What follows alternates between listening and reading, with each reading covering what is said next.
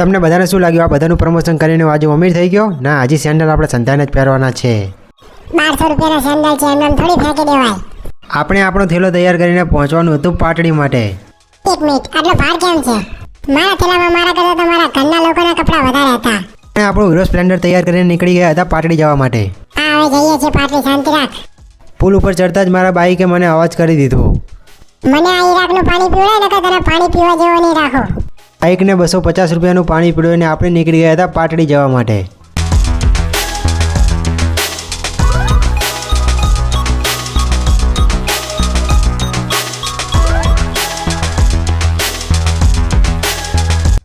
એક મિનિટ, રસ્તો તો એવો લાગતો હતો કે હું ઝૂલતા પુલ ઉપર બાઇક ચલાવતો હોય.